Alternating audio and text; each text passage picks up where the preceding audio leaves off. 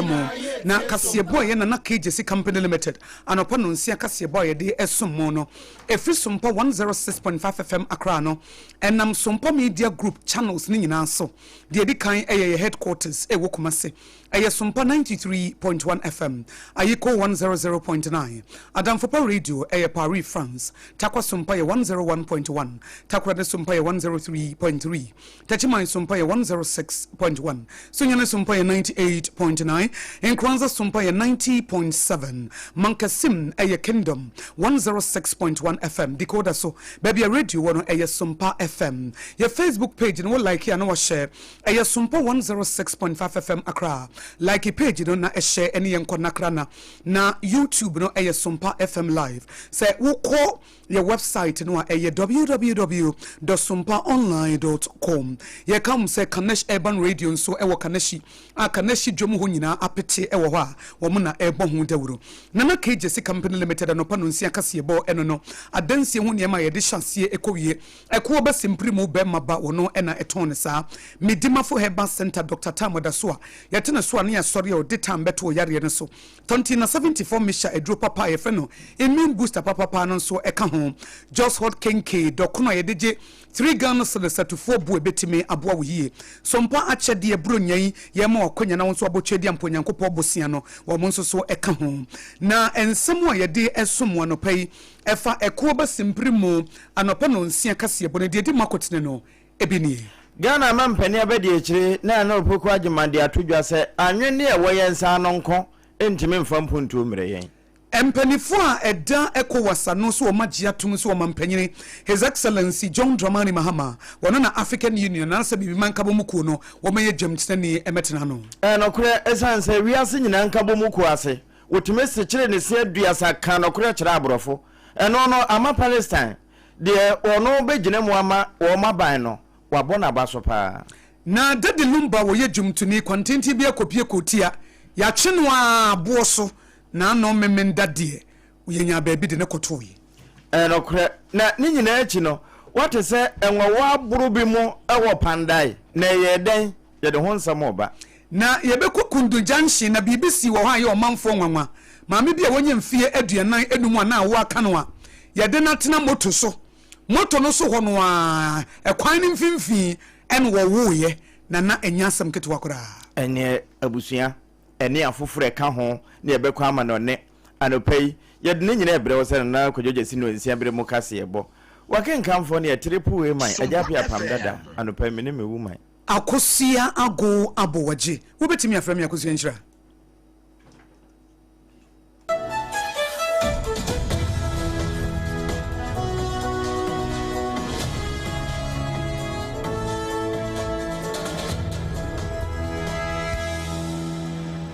afi abusua nsem no yemfa ne ne animu nyina emma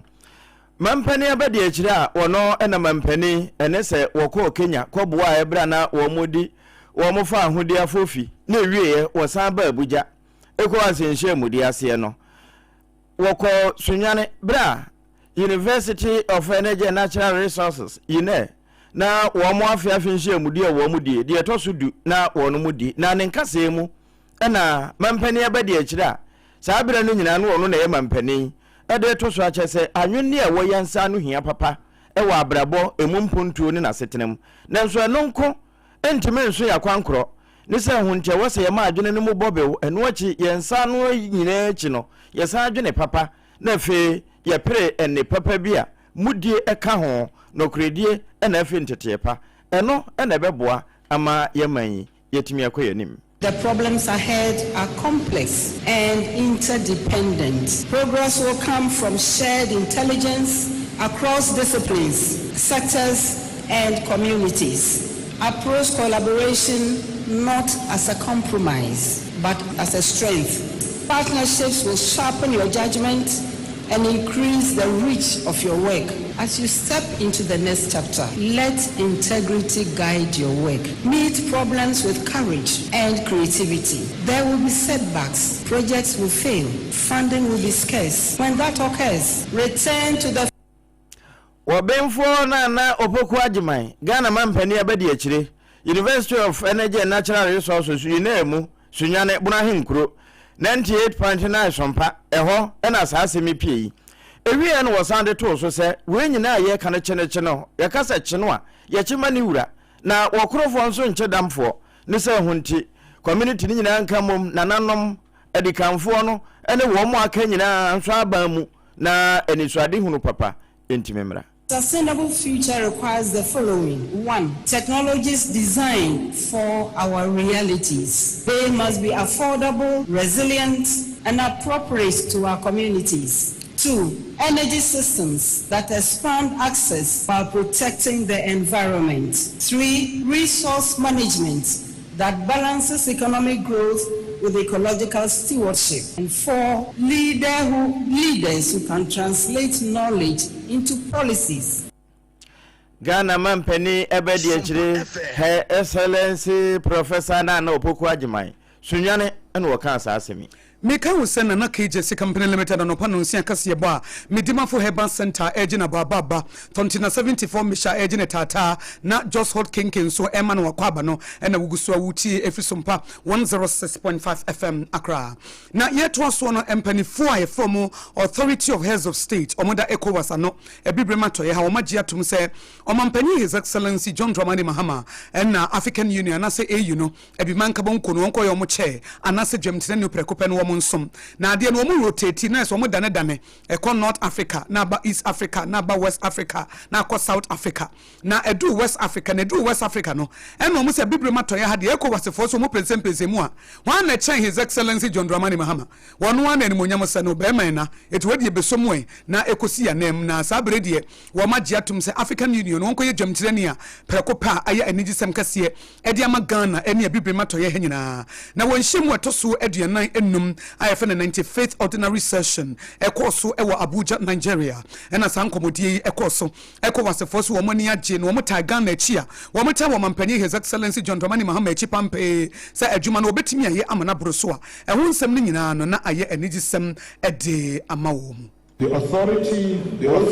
has also decided to support Ghana's candidature for the chairmanship of the African Union for the year 2027. President Mahama deserved this community support. That's one thing. We all know the competence of President Mahama, and the leaders have full confidence in him to represent West Africa at that role, and that's so much I can say.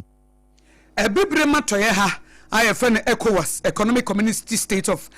West Africa ye dwumadi ahodo a ye die no ebre omunyina ekohia na omosi ampa ebibrema toye ha de omampani His Excellency John Dramani Mahama ne sefata no etini a wote ye ne ye omunyina unanimously womoka omanu bo mu no na womoji sade ne tumu na aye enigisempa egisabre de omampani His Excellency John Dramani Mahama wono na ye chairman edema African Union Aja Yohani no we de etoso mienu na sade ECOWAS wo magina tum no enye honko wiase nyina so sai wo mo hwe no na no se wo mo ko UN nhyiamudi a wo gina ya wo kasa ese satopa ye no a wo mo atoa ko Gaza mpapre so se bi emwa masundwe a ye pa wiase nyina ye nsanka ne se honti wo ka kire wiase nyina se emra wo mo fra ne se international obese peace act no ko wo mo nsane ne ntentem se de be no obia so betimi adweno eno kura ka ho bi na Russia ne Ukraine sei asundwe abua no Trump ani abre ase wombe no ma no na eno na Honorable Dr. Versen Ovi Akabekian wabaha Ghana wonna ye Palestine wo mo na musini a wo ba wo mayimu eno wo kyesa se de mampani osi gina paso a o kasa kukudromuli etimi defende se Palestine fo nsu didi a eyeye no wiase nyina so nta papa na chi na eyade papa. If humanitarian assistance is not entering the way it should be, and it's not sufficient to give immediate relief to the people in its minimum, to a minimum base, then yes, the weaponization of food and water continues. And we should always say that in this genocidal war on Gaza, Israel has committed another crime to be added to the crimes committed during this war and before in violation. Eno Palestine ba no na musini ya wo bo my Ghana mu bre obedu a Honorable Okudwa to abrokwa mo Honorable na no ponche chekumo ekoye na womkoma na kwa aba no ne nsem a wode tu dwa bi no Nana KJC Company Limited on Panunsia Cassia boy yet was so free. Sompa 106.5 FM Akran, Yako Yanimono. Nano memenda quantinti bia copia cotia. Daddy Lumba Jumtini, Quadrofosu, so bewami a no. Now Dana Manson chain. Ya china basane stress ya dan ho paya ya tefre correct me ebowurem etin tefre de o mabowurem ampa ankasa ebi kopie court ne ya china basane stress ya china boss Daddy Lumba ene ya china boss o ene ya china boss o nanso na no memenda de abrowa yi poma kwam ema baabi asase de to ne de to ama hemfranto sa abredi ye na yiye kama ewo Baba Yara Sports Stadium ama enam so o makwakope ne kurabre IF High Life Legend Charles Kojofosu IFN Daddy Lumba DL ene o manfo dodo no enimo no se de eye no atimi Akosua sumdwemu a enipa dodo na wo mo ba eye na se no wo mo bo abusua panyi to park wo mo bo na baso se nani eden enna nam so ama se Daddy Lumba ya pa ne kurabre Yeah, for so kama ya pa ya susu ni sei ma se for ya ama na yes I wish I had wire dear papa no wa waya de say dey see kwa ye kwa ya susu ni sei ye ni se sei ni papa papa no waya dear papa you know me checking mama bibia go so science wono no bibia yo enti bibia yo okay we ye Daddy Lumba sympathizers wo mo do Daddy Lumba no mo penasem wo mo ene kasa wase ne no achi no ena oru akofi wusu eta afre ni tupak abusu apanyi tupak wonu so de aseda piesie ema sympathizers ene wo mbe kire wodo wo mo fra chichi ne benche be kire wodo ema Daddy Lumba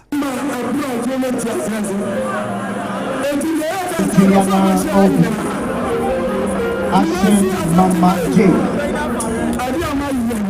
Le Adwoa Club. Tonga Enono.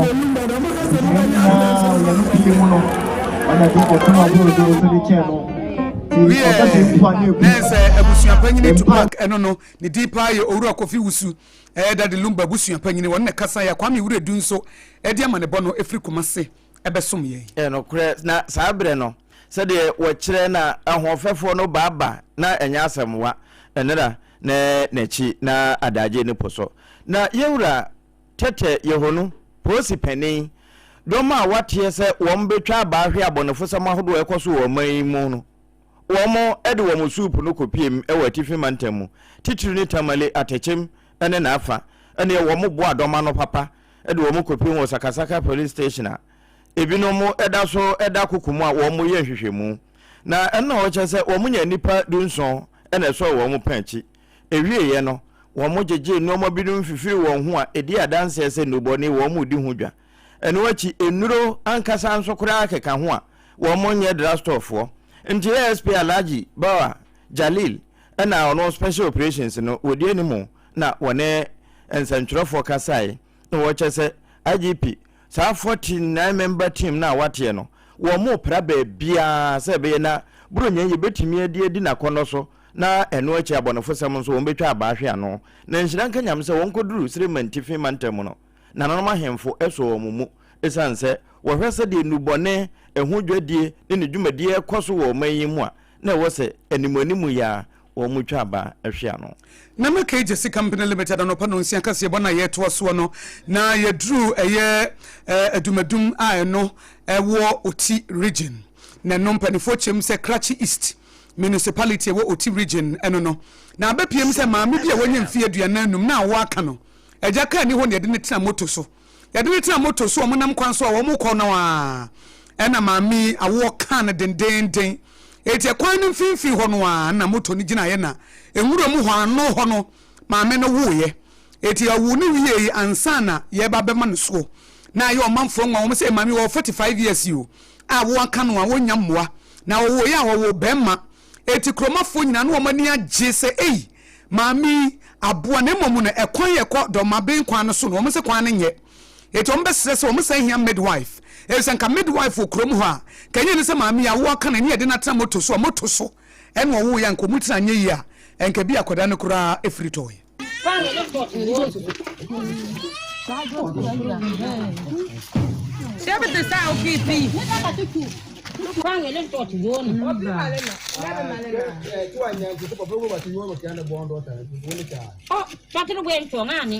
Now, Johnny Chat, who bought the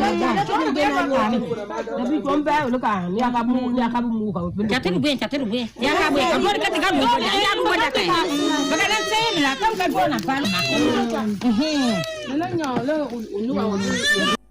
we are here for your Facebook page, you know, Sompa 106.5 FM Accra, never. Mameno, Kwamu Honwa, near ye, no. Na wawu akwadaa no wo 45 years kwan no wo no nwuram no omochi ne ba nwuram kwakra na wo hwe sede wo si wo nwuram ho no ayatam no ede na to kam wayemre na omso oti moto no so no omuduro na moto rider no ho se he sede esi kodese maami se manyina nsi nkwanche ho no wanwo a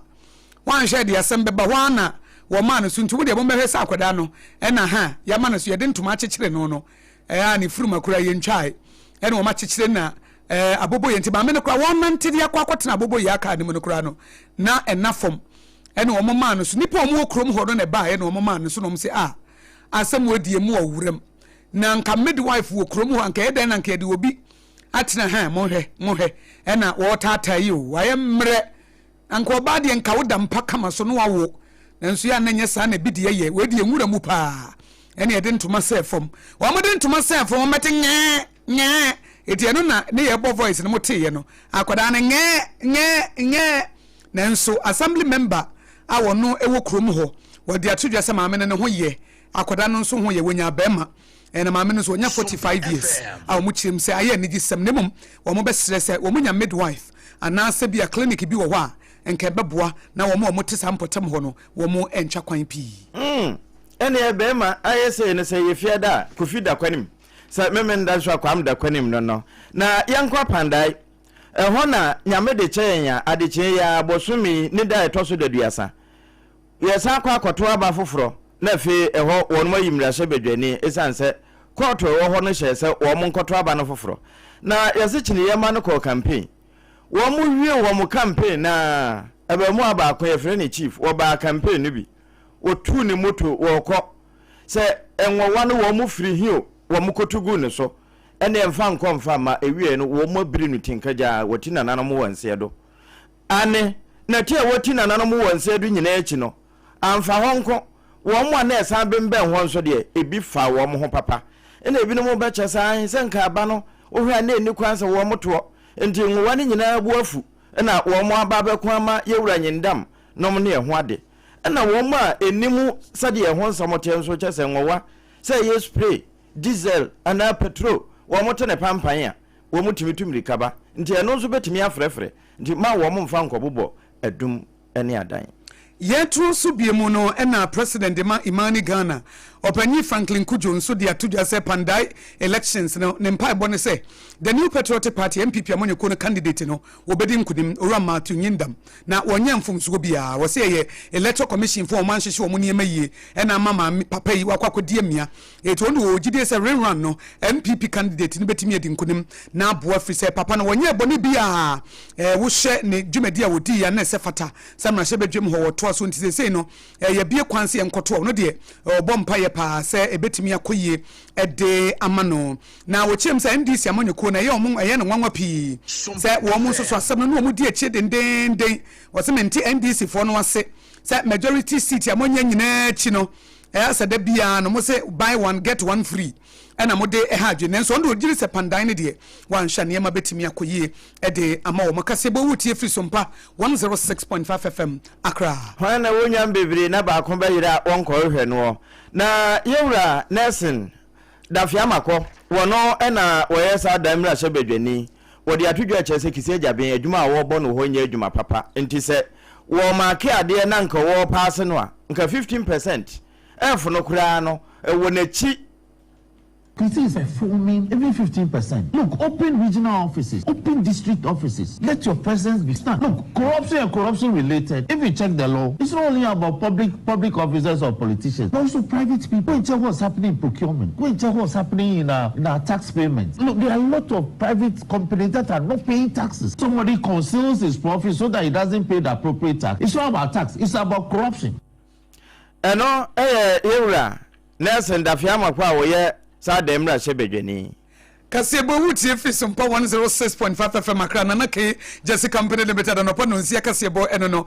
Ghana fo a mo ba bedi bronya mo free US any UK any France ni Italy ni Spain any South Africa ni Miami eba no minim sa dodo na ebi beta asase na ebi nso mo dan no mo bebo so ba bia beto adansi hu ne ma free no eye ko ba simpri mo na ke Jesse Company Limited ni na wo branches a peti wo Ghana ha nyina say ye na Dadaa plywood building wire cement iron rods roofing sheet ni obesan so tu for kwa fa so hyedan ase esan wie free delivery nso ba ye adwuma ko ba simpri mu na KJC Company Limited waje abasobo outstanding services 2023 eti kopantan joaben sepa setano so ntribo ho etimetim fumeso asamankasi wenchi to ase kaso depo abigyan kwanta achemodan nyina hini takrade sunyane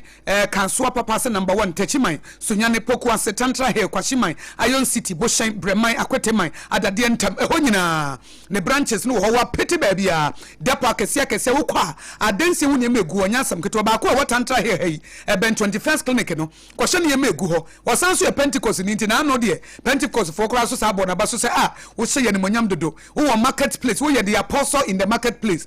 ko ba simpri mu wo be maba eti kumase ne nkran mo mfre no wo 020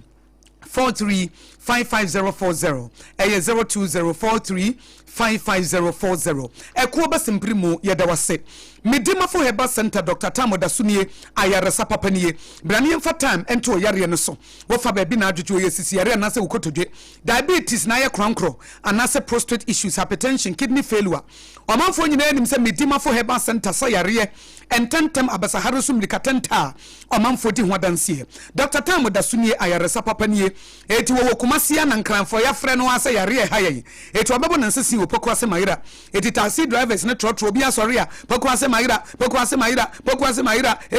na yedem 02447742882 02447742882 na 0500727215 0500727215 Medima for Heba Center Dr. Tamoda so yeto so ane yasore na just hot kenke ye dokunu a ya hyeda ye ne yi ankasa ye de yellow corn a vitamin A wo mu ne ye de aye na eye wholesale price ne ye fa ne 3 Ghana cedis no ene ye de ma wo na Joe's Bakery for na aye omo pese wo a wo ton dokunu wonya soft life enya afa na wo bete pentenkwa na wo cha ho sente it was the just hot kenke no aba ya shada aye ni ye ahonedie mu ahode ne nuanu ho mu a enye kenke no a ekwanso nsuo basa bia na wo de ye nika bia mu fi bia na wo de ye maburo just hot kenke de wo de machines papa wakra e de frem no ne ene wo de yam aburo no e je say wo ton dokoro wo Ghana ha ni titru nkran ha na wo from no mo de dokoro na bro na wo ye meko ne hyeto no ho adwuma e ti just hot kenke ye de no ama kenka ye de na no dade lumba yie se wo sha dokoro mu di ye na ye just hot kenke unso obi ye party no o serve dokoro a ye just hot kenke unso obi di birthday wo ye wedding ye just hot kenke 3 Ghana so the sepe Just Bakery e wo do me commercial bank echi ho eti ma wo kenke experience na enye easier na no so Sompa Accra yenso ye kenke party ni kurabesa ye biem ansa na yakodi bronya eti kenke party no be hye dokunu ne mu motombotom adwuma ani baako wodi dokunu be ye 9 eti dokunu de Wunya just got kenka dokro na dama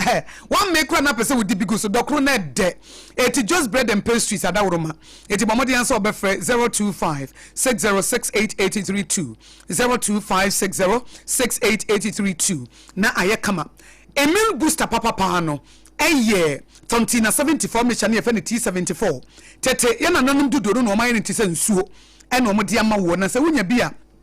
ekoyi ankasa 80 74 meche T74 no yare bia benya wana immune system no ayemre 80 74 meche T74 wonu mo bia na da bia hode na wugina wona so 80 yare bi te se prostate beba na ekire se immune system no na aboho ebia wo bu nsa na wo bre immune system no aboho nyankopon de ma wo se enko infections ne yare bia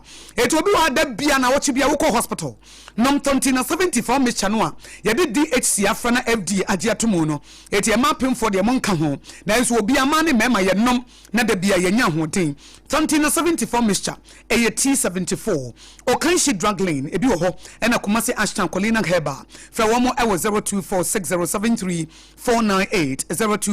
0246073498 and 0501628931 0501628931 ye ho meso ye ba ye beto so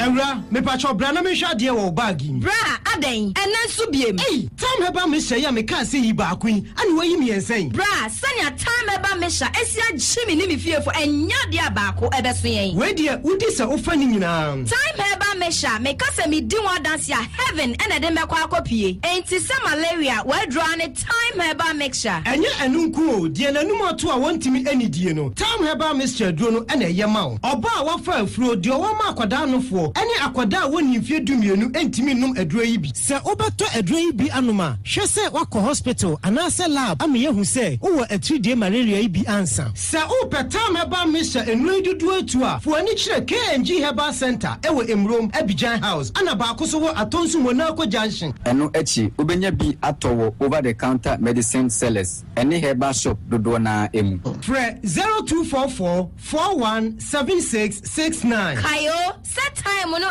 TIME time herbal mixture afi malaria fever bia dani ziba ewo munu betu akọ. FDA agi ejade nkratu yi atu. Endpoint homeopathy clinic Ghana ha di obi anim sesa ye prostate na baabi omutibe ye screening ema hu ni ye etu ase a na ye endpoint homeopathy clinic anase ye kidney ye liver problem wo fa baabi na adwodwo na de fa ne premature ejaculation no a baama bi a wo ne wodofo akwakwahia asa wo di ne ho agro asa wo tonte ene ye bra endpoint homeopathy clinic na ye moa ema ne mema mo pa wo ye endpoint homeopathy clinic wo mo dem fua yare bia infections bi ne wo ho anase bia wo hwa wo fa baabi na adwodwo kidney problem prostate de ye endpoint homeopathy clinic kuma se obehu endpoint homeopathy clinic e wo kronoma boy hia e na akra hanso so de wo mo gina mu ankasa e wo spintex bebre friend share signboard no huduro na obusa sa wo pe endpoint homeopathy clinic a obia e be kire for endpoint e wo 0244867068 and 0274234321 endpoint homeopathy clinic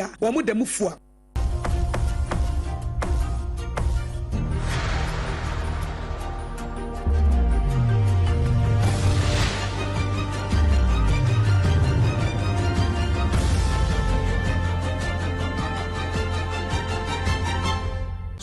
TV Emma Akatuapa. Nokure Emma Akatuapa pampa abusua ye kwa kowie kase no e wa amanone US mamu ne yewura eno nso kura medo bekọ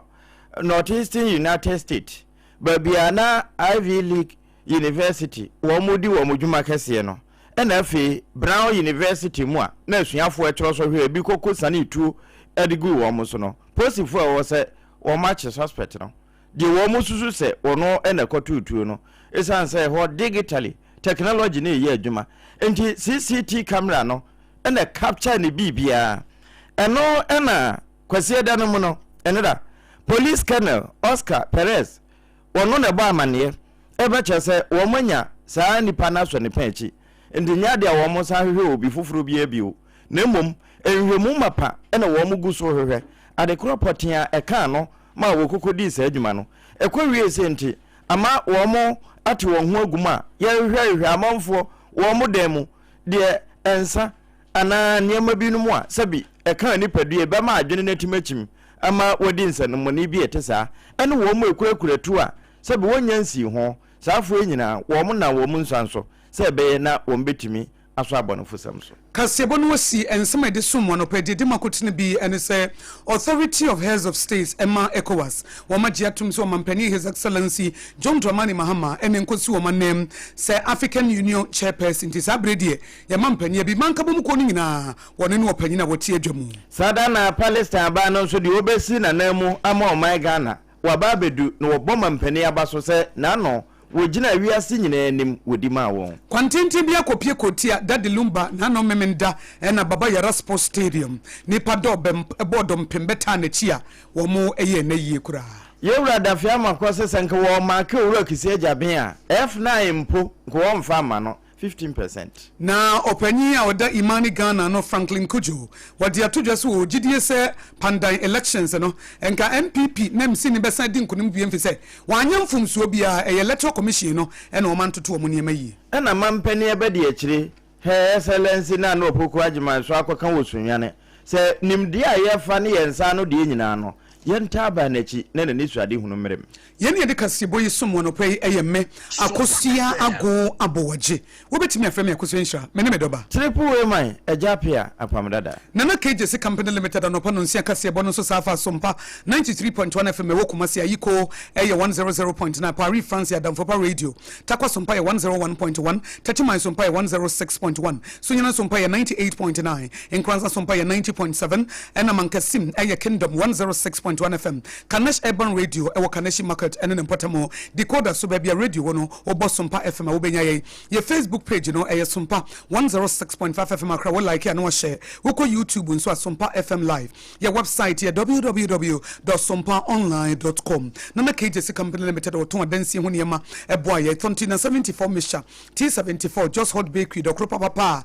hot o manfo nyina agiatomo midima for Herbal Center Dr. Tamoda so Sompa chade enso ye mo aso atese burunyai ye mo akonya na obochede amponyankopon bosia eti bomodin say wo de ntoma be ba ye dua no fa e mo fa anwa fa sikabra sika no betimi dia fa 059-855-9802 059-855-9802 edi beba Terra One Media na se Blessed Foster bomodin say wo be send bibi dia ba na kunafo ne awusia be sresre na wo mo sre no na nyankopon so kai wo na wo kyirawo ya de mo nyina se ba safo kantanka be ma the tip of sports no ebeba